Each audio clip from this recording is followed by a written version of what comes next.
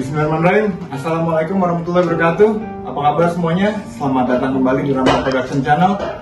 Jadi di masa-masa COVID seperti ini, kita harus selalu menjaga kebugaran tubuh kita ya, terjaga dan nggak gampang kena penyakit. By the way, malam ini gue mau bawain sebuah cerita pengalaman yang baru-baru ini dialami sama keluarga gue, atau lebih khususnya keluarga kakak gue.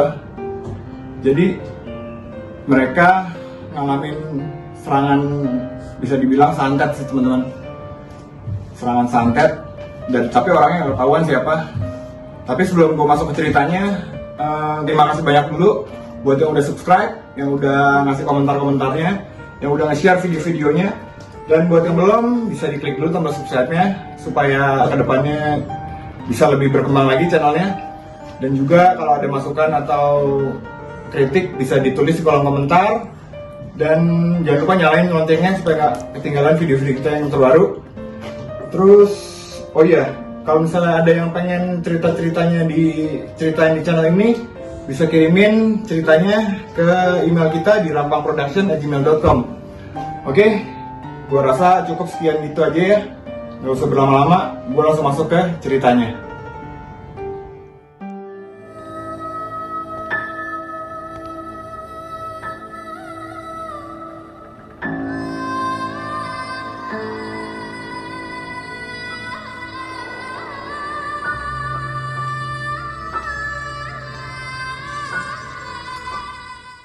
Jadi kan gini guys ceritanya. Waktu itu gue lagi main nih di rumah kakak gue. Jadi pas gue main itu kakak gue belum cerita nih kalau udah ada kejadian-kejadian aneh yang kejadian beberapa waktu atau beberapa hari sebelum gue datang itu. Gue cuma taunya kakak gue emang lagi sakit. Nah kakak gue lagi sakit, cuma gue nggak tahu kalau penyakitnya tuh penyakit aneh gitu. Gue pikir cuma demam biasa aja kan. Nah, tiba-tiba kakak gue cerita nih, ternyata tuh penyakit demamnya ini nih datangnya tuh cuma malam doang guys.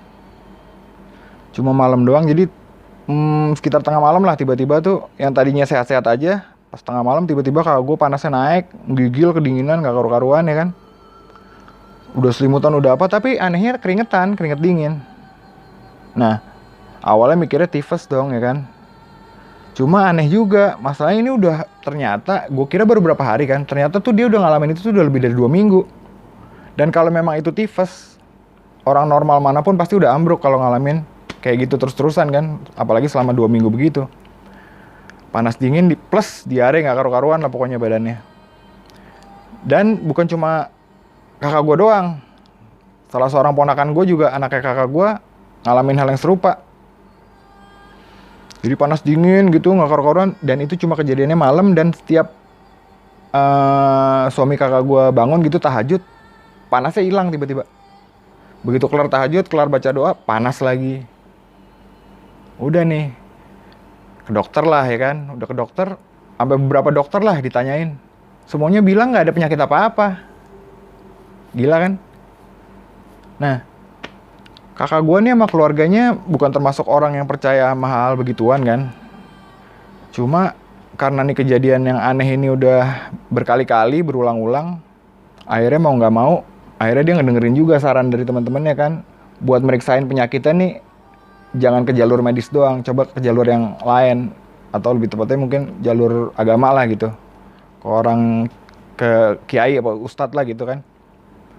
Udah nih karena begitu-begitu terus, akhirnya, oh iya, sebelumnya gini, nggak cuma sakit doang, jadi dalam kurun waktu beberapa minggu itu, tiba-tiba aja nih di kamar kakak gue, ada lalat, dan tuh lalat nggak pergi-pergi, udah disemprot baygon, udah diapa-apain, ada lagi, padahal sebelumnya nggak pernah ada lalat di kamar itu, nggak ada makanan, nggak ada sampah, tiba-tiba ada lalat, dan makin hari makin banyak lalatnya. Dan itu cuma di jam-jam tertentu ada, tiba-tiba hilang. Besoknya begitu lagi ada, hilang. Lalat tuh yang kedua. Udah gitu, kalau sekitar mendekati maghrib, di daerah garasi sama di ruang tamu, itu tiba-tiba bau busuk. Baunya tuh kayak bangkai manusia yang udah mati 3-4 hari lah, yang udah busuk banget, yang udah bengkak tuh kan baunya parah tuh. Nah kayak gitu. Dan itu nggak cuma kakak gue doang yang nyium, semuanya nyium yang ada di rumah itu, termasuk gua. Nah, setelah kejadian-kejadian itu kan, si lalat, terus bau busuk itu, terus kakak gue sakit, terus satu lagi, mulai ada penampakan-penampakan aneh. Dan penampakan ini gue yang ngalamin. Jadi waktu itu kan, gue lagi tidur-tiduran nih di kamar ponakan gue ya kan, ponakan gue yang besar. Nah, adiknya dia nih, adiknya ponakan gue yang kecil, itu dari atas, dari lantai atas gitu. Gue kan ada di lantai 2. Nah, ponakan gue yang kecil ini dari lantai 3 nih. Turun nih ke bawah tuh, ke nyamperin gue di kamar gue yang di lantai 2 itu kan. Ngajakin gue main ya kan. Ngajakin gue main. Terus gue bilang, ya udah ya bentar ya. Gue bilang gitu kan. Ini nanggung nih, lagi Om Rama lagi ngerjain ini. Gue bilang gitu. Akhirnya ponakan gue ini naik lagi ke atas nih. Terus naik lagi ke atas, ke kamar kakaknya yang satu lagi. Jadi ponakan gue ada 3. Dia naik lagi ke atas kamar kakaknya yang gede. Nah nggak lama, gue nih kan di dalam kamar ponakan gue nih ya, yang satu nih yang di bawah nih, kan pintunya kaca tuh. Selang dari ponakan gue naik itu, di pintu kaca itu gue ngeliat ponakan gue yang kecil tadi turun gitu, turun ke bawah. Nah otomatis gue ngejar dong, karena pikiran gue kan, ada kesian kali dia emang pengen ditemenin main gitu kan. Gue turun lah. Tahu-tahu pas gue ke bawah, di bawah tuh ruang tamu posisinya teman-teman. Di bawah cuma ada kakak gue. Gue tanya kan sama kakak gue kan, Mbak, si Biobi udah turun? Hah? Enggak. Di atas tadi kan di kamar kakak gitu. Gue bingung dong, orang gue jelas banget ngeliat dia turun ya kan. Oh mungkin kakak gue gak ngeliat kali, karena dia mungkin langsung turun lagi ke bawah gitu kan, nyamperin mbaknya. Gue cek lah ke bawah. Cuma yang gilanya pas gue cek ke bawah, di bawah ternyata kosong, gak ada siapa-siapa.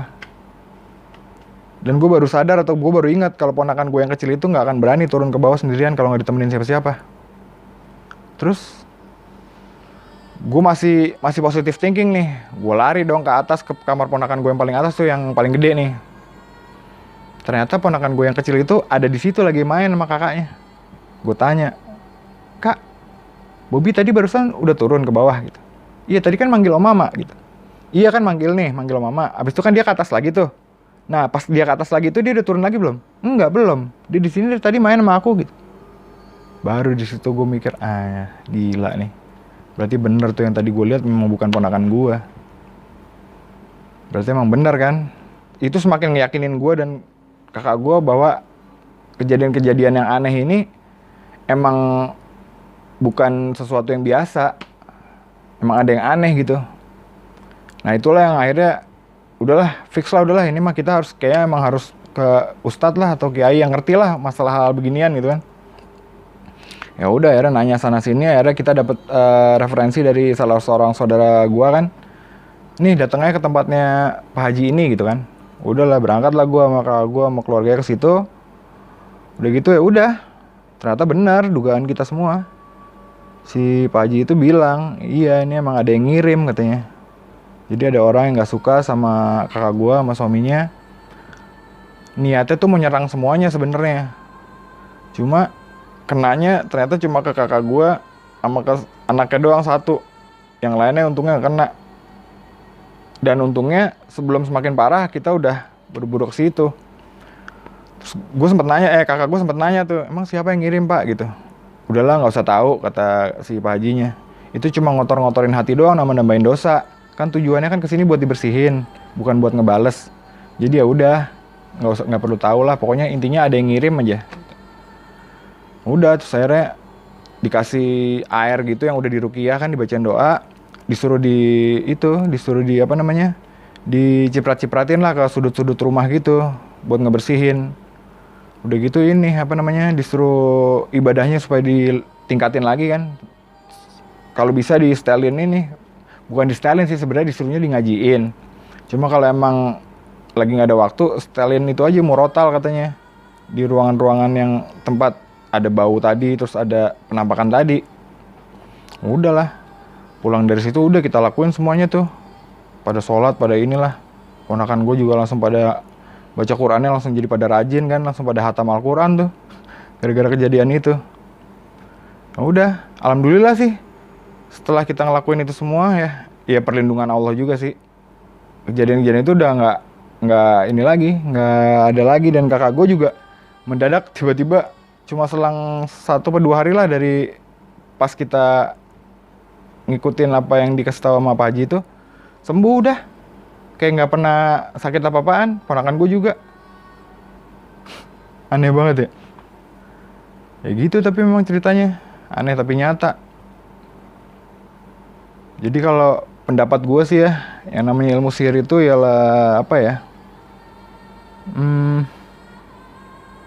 Perbuatan yang dilakuin oleh seseorang yang hatinya busuk ya, irian gitu. Tapi bukannya itu memotivasi dia buat jadi lebih dari orang itu gitu dengan cara yang bener, malah pakai cara-cara yang dilarang sama agama. Dan sifatnya itu sangat pengecut sih kalau menurut gue kayak gitu ya. Gimana kalau menurut kalian? Tulis di kolom komentar ya. Ya gitu sih, alhamdulillah sekarang udah nggak pernah ada kejadian apa-apa lagi. Kakak gue juga sama keluarganya udah sehat walafiat dan udah hidup baik-baik aja sekarang ini.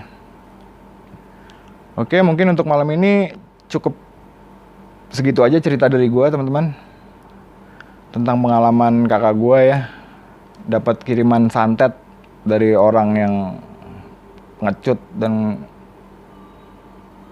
apa ya namanya ya, busuk lah hatinya ya. Mudah-mudahan dia dapat balasan dari Allah lah atas semua yang udah diperbuat. Oke.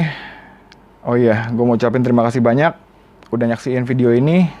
Buat yang belum subscribe, bisa diklik tombol subscribe-nya, nyalain loncengnya supaya nggak ketinggalan video-video kita selanjutnya. Dan juga jangan lupa tulis komentar atau kritik, bisa tulis di kolom komentar, karena itu akan ngebuat kita bisa membangun channel ini, atau masukan-masukannya bisa membuat kita introspeksi lagi supaya channel ini bisa lebih berkembang lagi ke depannya. Dan juga di-share boleh videonya kalau emang menurut lo menarik ya, atau bisa ada manfaatnya lah buat orang-orang di sekitar lo. Sekali lagi gue ucapin terima kasih banyak. Assalamualaikum warahmatullahi wabarakatuh.